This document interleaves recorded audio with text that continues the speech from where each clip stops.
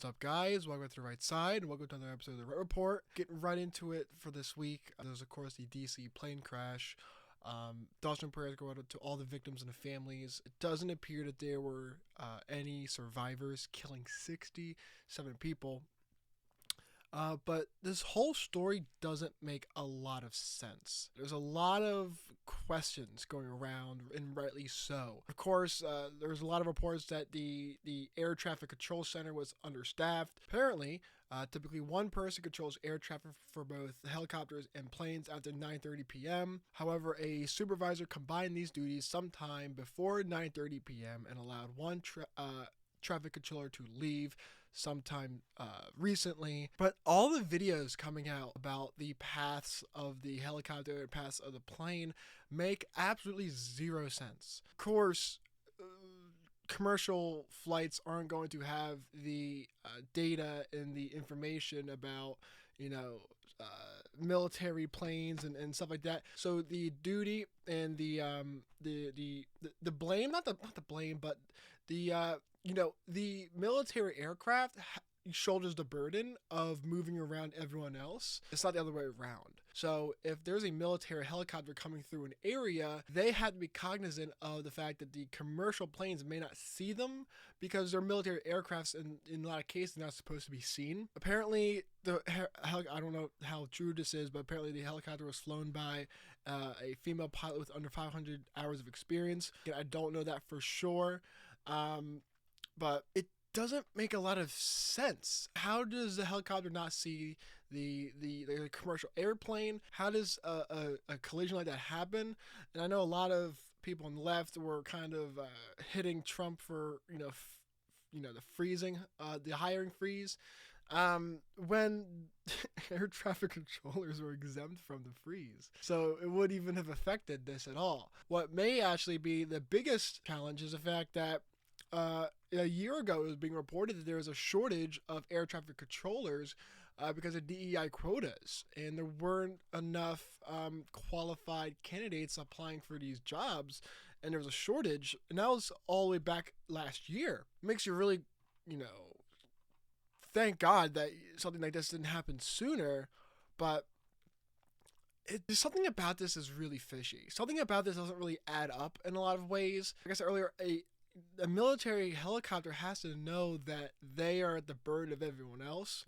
The commercial aircraft, the plane was about to land, was right at the runway coming down, descending, and then it gets intercepted by the helicopter. This is, I don't know if we've ever seen something like this before. I think this is probably unprecedented, to say the least. It happened right at the Reagan National Airport, right in DC.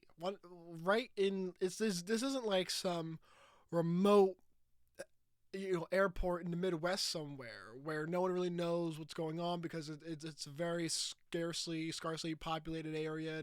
No one really flies there a lot. This is DC. This is like one of the most monitored airspace in the world. In Washington, every plane that's in that airspace. There's no mistakes that happen there. And for something to happen like this, so close to even the Capitol, this was what? Probably less than 5 miles away from the Capitol, and a miscommunication to this degree happens.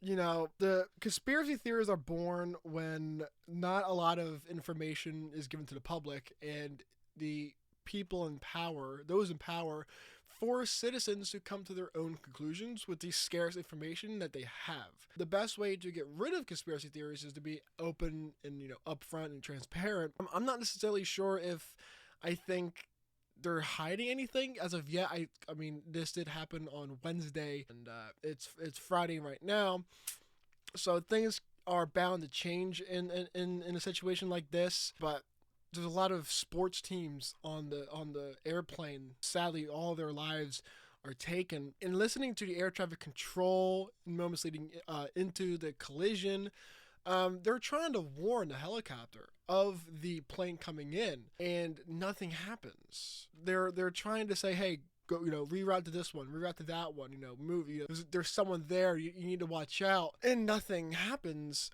and they collide, and we are left with so many questions and very little answers. But this was quite the first test for Kristi Noem as Homeland Security. Everyone was out there within like seconds. I mean, the response time to this was remarkable. But yet again, this is Washington, D.C., and so if there was ever somewhere that would have a very high response rate to an incident like this, it's probably Washington, D.C. But all right, look, I'm very interested to see how the investigations play out in this. I'm not the biggest conspiracy theorist guy. I'm really not. I think that the difference between a conspiracy theory and truth is about 3 months or 6 months sometimes.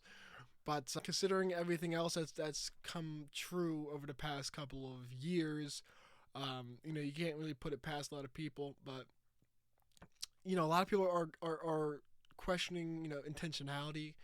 Whether they wanted something like this to happen. I don't know. I really don't want it to be that, obviously. But man, if there aren't a lot of questions about how something this can happen so close to the airport, and the path of the helicopter was a straight line, and the path of the plane, of course, was descending and turning into the thing. And there was a lot of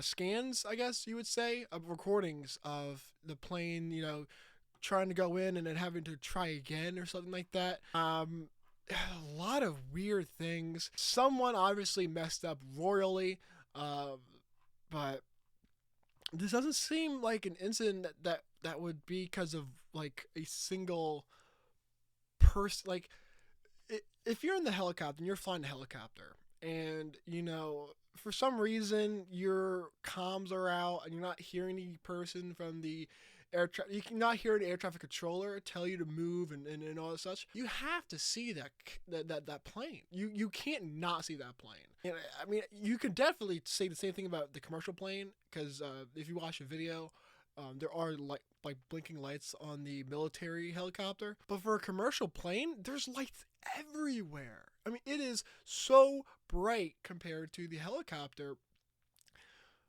It almost looks like it has to be intentional. It has to. It looks like the helicopter pilot was so distracted or not focused on the flying at all that they let them hit something that bright, which makes zero sense. Even if your comms are out, and you're not hearing the air traffic controller give you warnings about, oh my God, there's a guy here, watch out, turn left, turn right, whatever have you.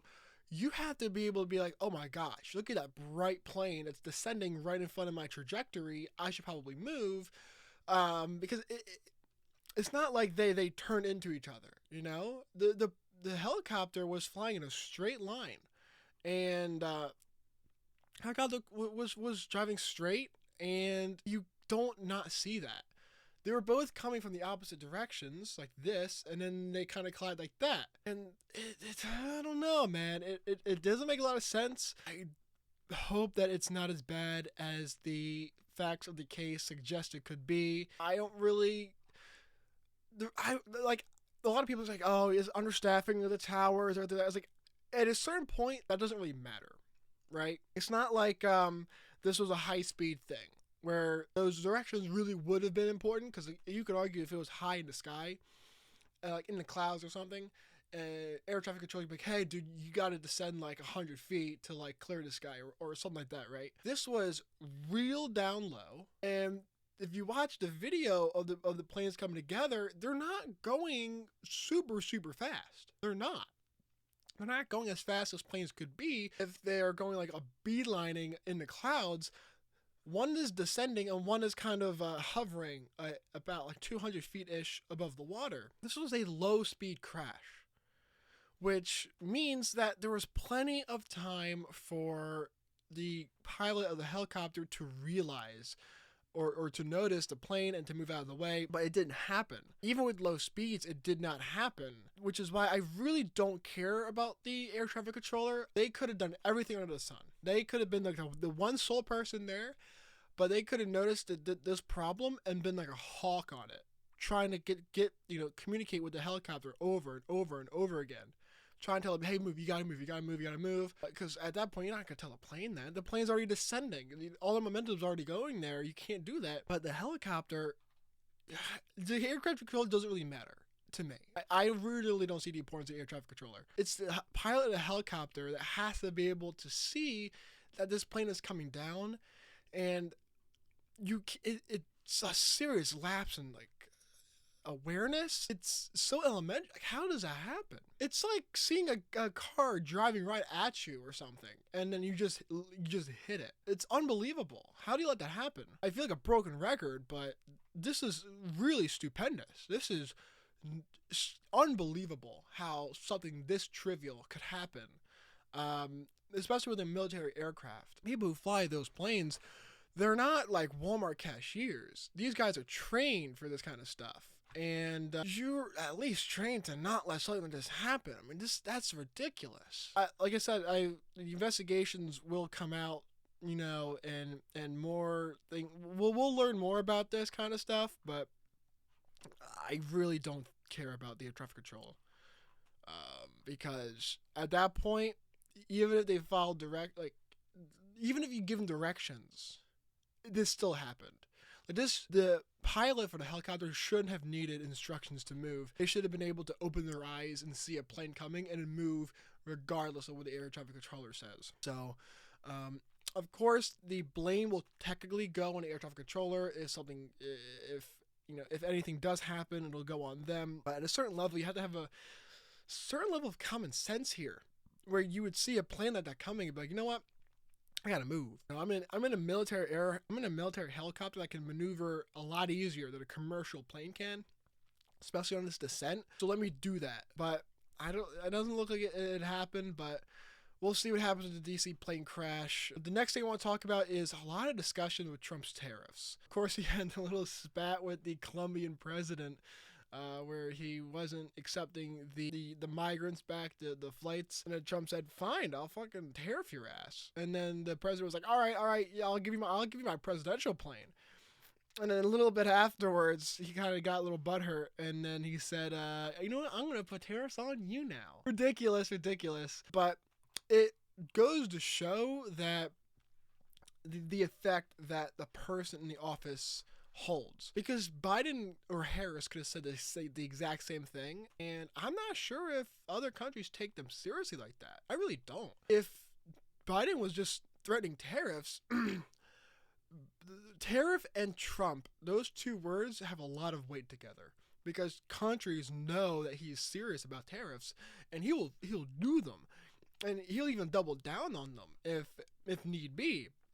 So when Trump threatens, like he did with Canada and Mexico, put 25% tariffs on them and 10% tariff on Chinese goods, as soon as tomorrow, if they did not do more to stop the flow of drugs and migrants in the United States, those countries know that those are serious. And a little crash course on tariffs right here. A lot of people are like, he wants to lower prices, but then he's gonna, throw tariffs on everything. These people I know they're smarter. They're smart enough to know that they are kind of, being a little bit dishonest here and not really, they're being very disingenuous. When Trump puts tariffs on a country like Canada, Mexico, China, to bring manufacturing back, will things get more expensive? Yes. The exact same thing that happens with payroll taxes or corporate taxes or other taxes like this. The problem is that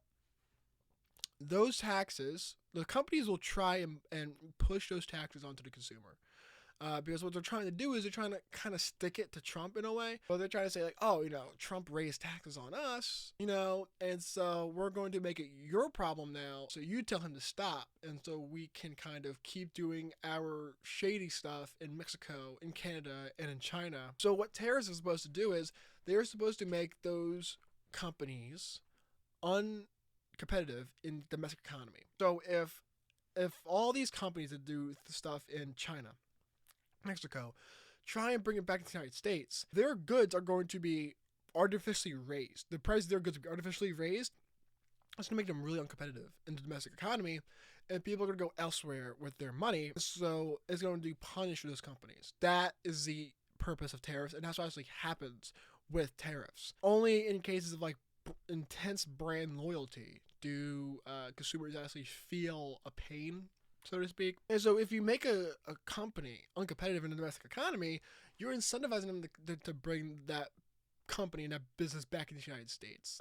This is basic economics here. If you want something to change, you got to make the company, you can't force a company to do a specific act. You have to move within the economy, move within economics to hurt their wallets through the incentives, inherent into the system. And so you can't, like, Trump floated the idea of tariffing John Deere, the company itself. I don't like that. I don't like tariffing specific companies, and I'll tell you why. I don't really blame companies for what they do regarding economic activity. Like working in China with the cheap labor, I don't blame them. They're merely doing what they are supposed to do, which is looking out for their shareholders, interests, generating a profit for the shareholders. You can't punish someone for doing that. You can't punish someone for doing what they're incentivized to do. That sends a lot of mixed signals, and that creates a really bad business confidence environment where companies are like, what's going on here? You're incentivizing us to do this, and then you're beating us when we actually do it. So what the hell do you want us to do? What you need to do is you need to punish avenues on how they get to the incentivized goal. So if their goal is to, of course, make money for the shareholders, you have to make certain easy paths, certain cheap paths, like corner cutting methods, harder for them. To incentivize them to take other avenues to get to that intended goal. You don't punish them for going after the goal. You punish them for using certain strategies to winning that goal. That's what you do. And so targeting specific companies sends a really, really bad message. What you should do is you should punish the country that they're going to, because that's the problem. Punishing a country actually targets everyone that's trying to cut the corner and avoid American workers and avoid American domestic economy from doing that. And so you'll incentivize them to bring that business back to the United States, and that's what we really should be trying to do here. But attacking specific companies, that's counterintuitive, that's counterproductive. But a lot of these Democrats who say like, all these migrants are leaving, so Republicans, all those jobs you want are now free now. It's really gross, to be honest with you, and it's really I don't want to say infuriating, but it really shows that they want their cake and eat it too. So here's why this whole idea between liberal economic policies makes zero sense here, right? Okay, so the Democrats want American workers to have union-protected, high-paying jobs, right? They want they want the workers to be protected by unions, have high-paying jobs, so on and so forth, like the 50s and the 60s, that kind of an economy. And I'm not against high-paying jobs, but I do have a bone to pick with unions. So they want that, right? But they also want to have free trade. The problem is that often the interests of the American worker are not always aligned with the interests of American businesses, American owners, right? And so if you try and make labor expensive in the United States, and you try to have free trade with China or Mexico, for example, that doesn't work, because you're already making the American labor force inherently more expensive through unionization and through higher wages, right? And again, that's not demonizing higher wages. What I'm saying is you can't at the same time make labor expensive and then let these companies go to China and go to Mexico for labor and be surprised that these union jobs leave. You can't do that. You can't be surprised. When you want Detroit to have high-paying jobs, high-paying union jobs, and you have free trade with China and Mexico, those car companies are going to leave. They're not going to stay. They are not going to let themselves get cannibalized by high labor costs, because you're letting them undercut American workers with cheap labor at no price. What the tariffs allow you to do is to say, you know what? We are going to have the high-paying jobs in America. We are going to have the American labor force expect a high wage. But what we're not going to let you do is we're not going to let you go to China. We're not going to let you go to Mexico to undercut these workers. So how do you do that? You do it with tariffs. You go to China and you go to Mexico and you say, you know what, we're going to put a tariff on all your goods. So the advantage of undercutting the American worker is vanished, and there's no advantage to going to Mexico, going to China to make products to bring it back to the United States. And in fact, we're going to make it so, we're going to take away the advantage so much that we're going to make it harder for you to undercut the American worker and go to Mexico and go to China and to bring those products back at a cheaper cost. We're going to make that extremely disadvantageous. We're going to make that extremely difficult for you business-wise, to the point where it is easier, it is more financially and economically logistical for you to bring those jobs back to the United States, pay American workers, and then we can have those jobs brought back into the United States. That's how you do that. What I want economically is a very free domestic economy, but we need to have protectionism on the back end that allows the American worker to want higher wages, a high-paying job, the type of job you can raise one family on, or raise a family on with regarding one income, that is. But you can't do that when you have other countries that are trying to undercut you with slave labor and with labor laws that are nowhere near where the United States is. But one thing I do like about Trump's approach to this is that being protectionist is one thing, right? Making all the countries outside, disadvantageous regarding economics is one thing, and that's good. But what you also have to do is you have to complement that with making the domestic economy easier. Because what I don't want you to do, and what bad protectionism is closing the front door and locking everyone inside the house, forcing everyone to stay in. Because tariffing everyone outside the United States 100% so that all the companies are forced to come here isn't good. That's not what I want. What I want is that I want a domestic economy that makes companies want to stay here, but then tariffs that punish them for leaving as well. So I want a double layer protection for the American worker. Because I don't think that it takes two to tango in in economics. You have the worker and you have the business owner. You can't make everything advantageous to the worker. You can't do it, because it turns out that people also start businesses that employ these workers. We want more of those businesses being started. We want more competition. You need to make it easier for people to start businesses and do it that way. And I think that Trump is doing that. I'm happy seeing him doing that. And so when people say, oh, all these Americans are leaving and, Americans don't want these jobs, it's really slimy. And it's spitting in the face of the protections that we try to do for the American worker. You want to have all these union jobs, and you also just want to flood the country with cheap labor. It makes no sense. What jobs are Americans supposed to take? Because believe it or not every American is worth a high-paying union job. It's just not the case. It's just not the case. We are not uniquely skilled. We are humans, just the same as everyone else, right? We have low-skilled workers here as well. What do we do with them? Why are we flooding the country with cheap foreign labor that's taking the jobs away from those people? The low-skilled American workers are worth, or we should value the low-skilled American workers just as much as the high-skilled American workers, because they are Americans. And undercutting them with this genocidal compassion, this genocidal empathy on behalf of the left, flooding the country with cheap foreign labor, which Bernie was right. Bernie's right about it. Back when he used to say this, a Koch brothers policy, right? All these companies that want cheap foreign labor to undercut the Democrats' high-paying union jobs. It's ridiculous. It proves very small economic consideration for their ideas. They conflict, and you can't have it at the same time. You cannot have union, high-paying, protected jobs and free trade. You can't do it. You just can't do it. You're gonna cannibalize. That is like the number. If you were to have a formula of how do I make businesses leave, well, I'm going to raise taxes, and I'm going to raise wages, and I'm going to make the labor laws really not advantageous to businesses. And then on the back end, I'm going to have free trade. I'm going to have no punishments for those companies leaving the United States and cutting the corner.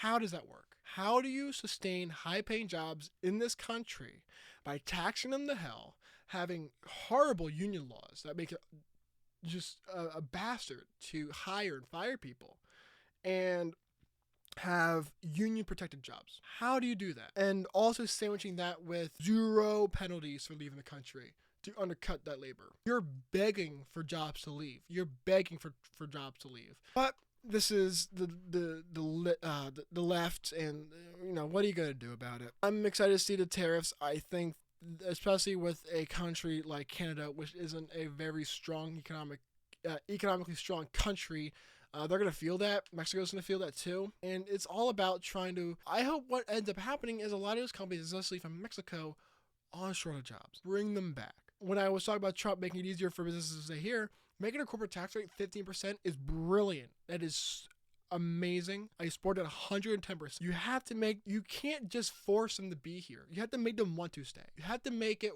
worth staying here. You have to balance the interests of owners and workers. You have to do it.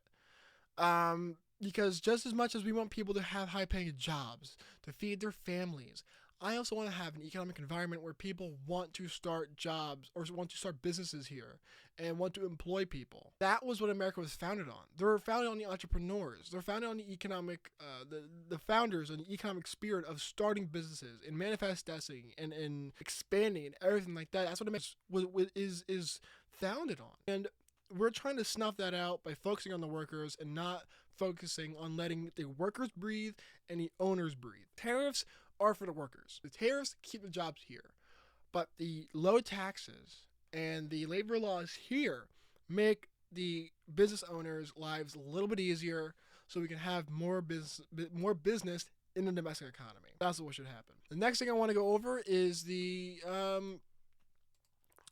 confirmation hearings. RFK had 2 days of the confirmation testimony. Yeah, he sparred with Warren and Sanders pretty good. It's just a really sad reminder that Big Pharma owns all the Democrats at this point. Warren was trying to rag on RFK for not taking the fees from the lawsuits and trying to corner him in this, corner him in that. It's ridiculous, but whether or not you believe in, the Democrats were just really ragging on with the vaccines, and I think RFK had a really good kind of retort to it, which is he said, when I was suing, this company based on, their treatment of fish, no one accused me of being anti-fish. Just because you're trying to critique something doesn't mean you are anti that thing. How many videos do I have on this channel critiquing conservatives?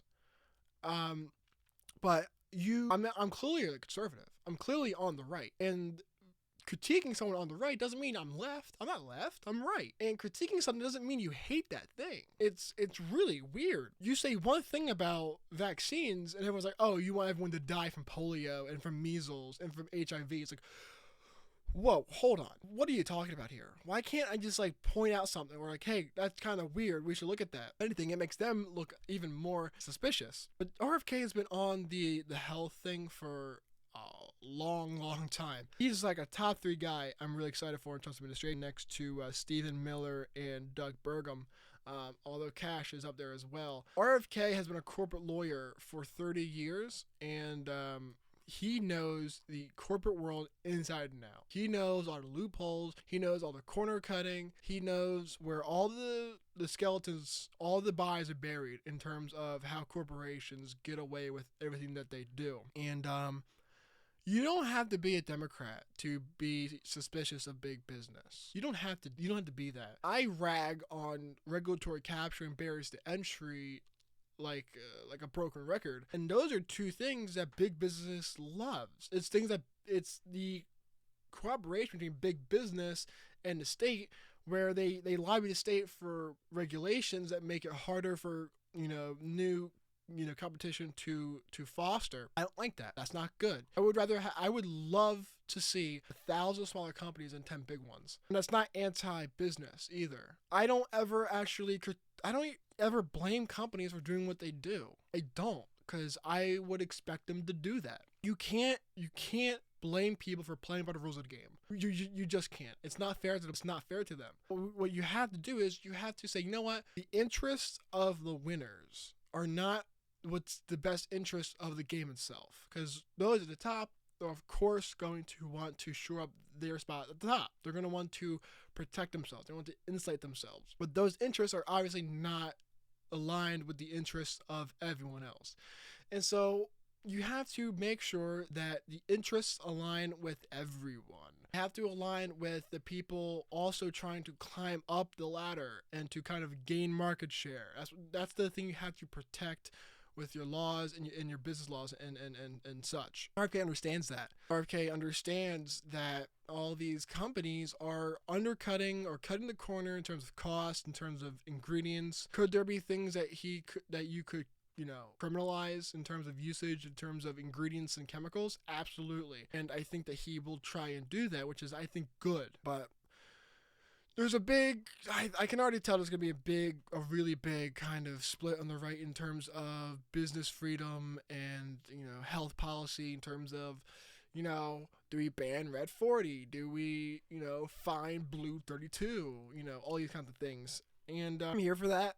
I'm more than happy to listen to the arguments on both sides and see where people are coming from. But I don't know if there's a better guy to do this at RFK than someone who knows this field so deep. And those who are trying to call him unqualified are also the ones that are probably the most scared of the fact that he's going to apply his knowledge and apply it very, very well. The next person that had their hearing was Tulsi, and I think Tulsi's great.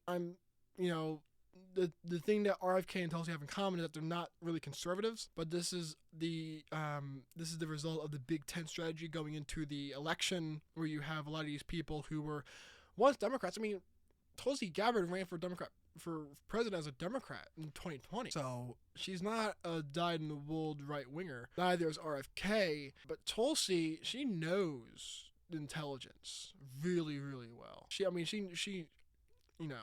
knows that kind of stuff. And the problem with Tulsi, and the problem that she's going to really she's running into it, not really realizing it in a way, is that she's going to fly way too close to the sun. I mean, the first day of her hearing, she was calling out all of these different, intelligence operations, all of these things that went against the American people. You have the dossier, you have the Wuhan, you have all the things that she brought up, and it's like she's truth to power, she's speaking truth to power. But the problem is that they don't want to hear that. Democrats don't want to hear that.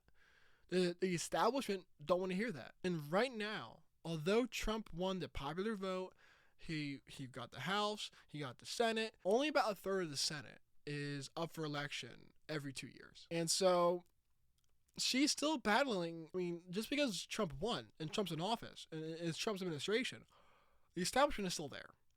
And the establishment doesn't like Tulsi and what she's selling. It'll be a very close vote.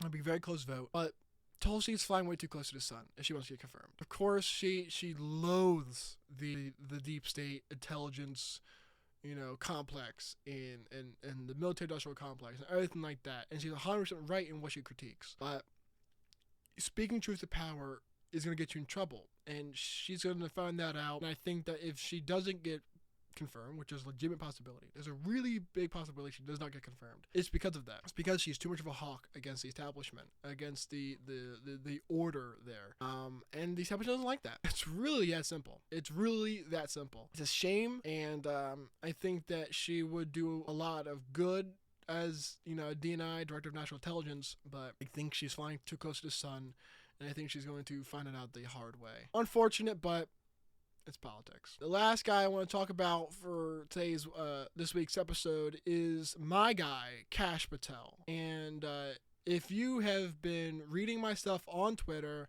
you will know that there's not a lot of people in this administration I am more excited for than Kash Patel. Straight Kash homie. This guy is fucking psychopath, and I love it. When I first logged into his hearing, his eyes are glued open, and I was like, oh my god, Kash blink. Kash Patel is a dog. This guy is frothing at the mouth to go after the bad actors in the FBI. He is so hungry to just eat their lunch. It is unbelievable, and I am here for it. Kash Patel served as an intel officer under the first Trump administration, and he has a hit list. He has an enemies list. He wants to turn the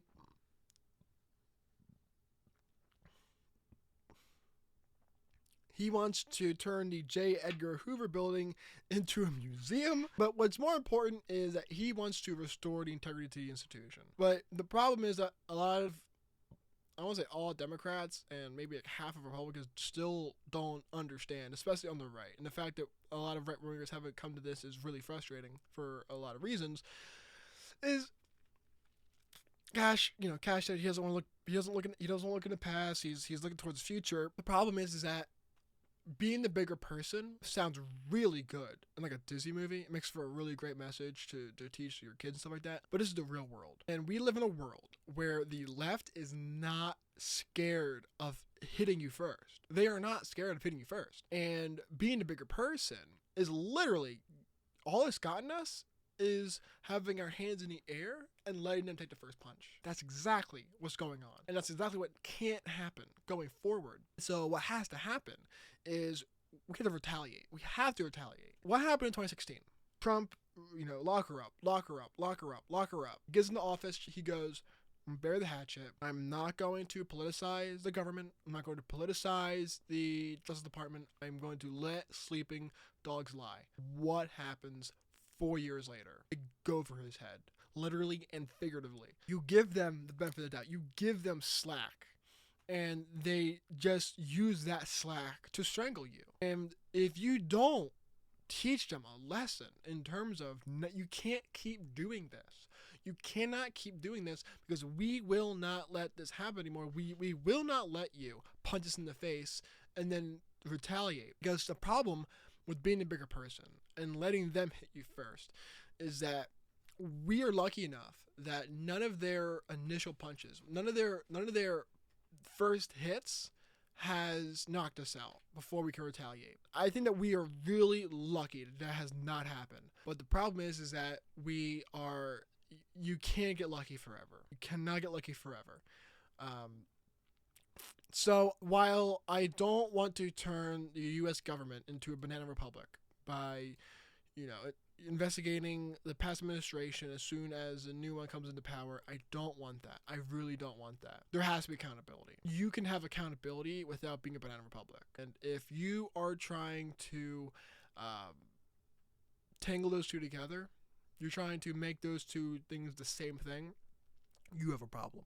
And you're probably the problem, honestly. Accountability is not a third world country value. It's not. And it can't be. You can't let that be a third world value. Accountability has to be something that makes us great. Retaliation, you could argue, is bad. And I might even agree with you in some cases.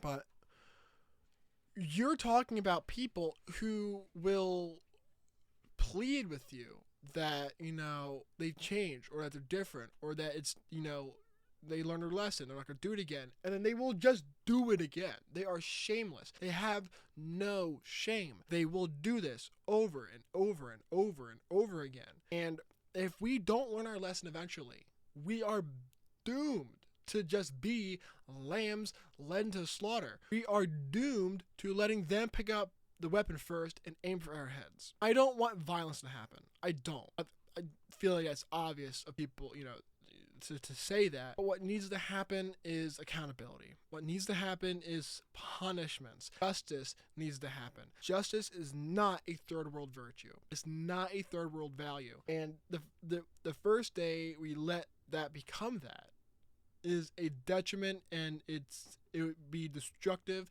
to the fabric of what this country means. It's disrespectful to the Constitution that we let such a tradition, a Western tradition, fall into the hands of the left like that. That would truly be disgusting and just morally tragic. But Kash did really well. I thought that Kash did truly good. He went back and forth with a few people. That was kind of fun to watch. They went after his past in some cases. But Kash was prepared for something like this. He's not new. He's not, green to the kind of stuff. He knows where the bodies are buried. He knows where the skeletons in the closet are. And most importantly, I think that he shares and he acknowledges the importance of accountability, of justice, of making sure that this will never happen again. And that is obviously beyond important. And I think that Kash will do that. He will probably get confirmed along with RFK. I really don't see them really flying that close to the sun. They're not Tulsi. Tulsi is speaking truth to power, and the power doesn't like it. And that's a story as long as time itself, really. So I think Kash will get in. RFK will get in.